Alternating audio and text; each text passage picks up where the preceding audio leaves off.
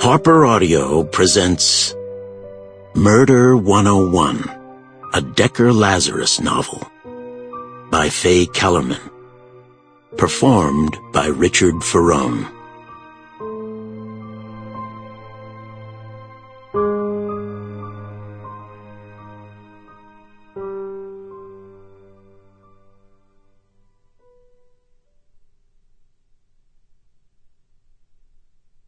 Chapter 1.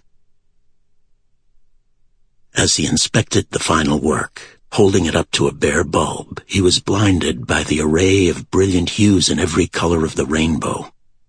The opalescent glass was lovely, but it was the hand-blown clear glass in the emerald greens, the ruby reds, and the sapphire blues that gave the piece its pop, casting tinted rays of spectacular light onto his walls and furniture. The stained glass was first-rate. The execution of the piece, not so much. The caning between the shards was sloppy, and the little painting that was on the glass was one step above Art 101. Not that anyone would notice the difference between the genuine and its imposter in its current dark and dank location. Certainly the moronic caretakers weren't a problem, and in this case, making the switch was a walk in the park because the work could be concealed in a briefcase. His toolbox was bigger and bulkier, but he'd done it before. He could do it again.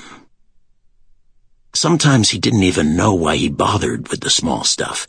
Maybe just to keep his brain alive because this little bit of intrigue was nothing compared to his future plans. But to pull off something that big took time, and he was fine with that. He had plenty of time. The bells were tolling 2 in the morning. It was time. First, with a makeup sponge, he painted his face brown. Next, he called Angeline on a throwaway cell and told her to wait outside, that he'd be over in 5. Carefully, he swathed the piece in bubble wrap and then slid it into his leather briefcase. His tools were already in the car. He checked his watch again. Then he slipped on his black gloves and covered his head and face with a black ski cap. Next came the black scarf around his neck. Good camouflage, but also necessary in the cold.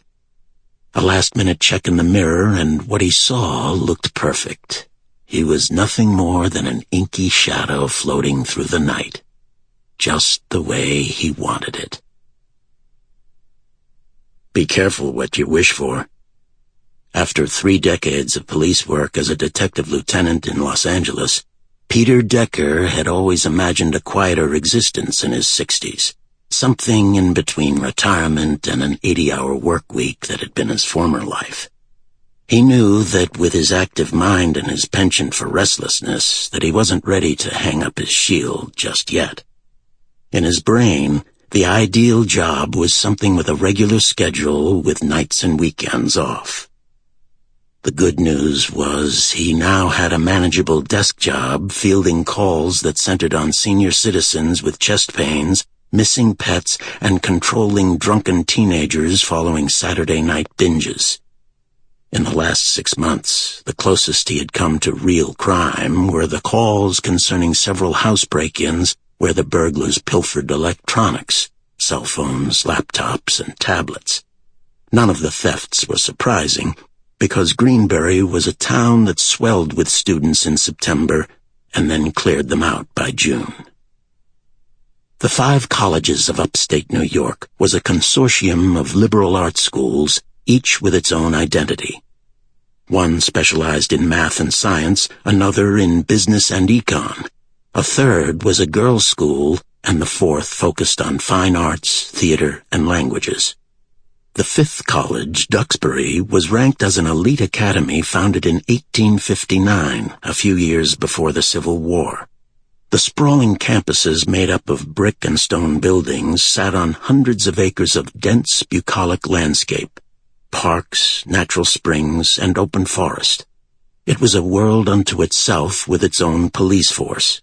That made Decker's job as a cop and detective. Sample complete. Ready to continue?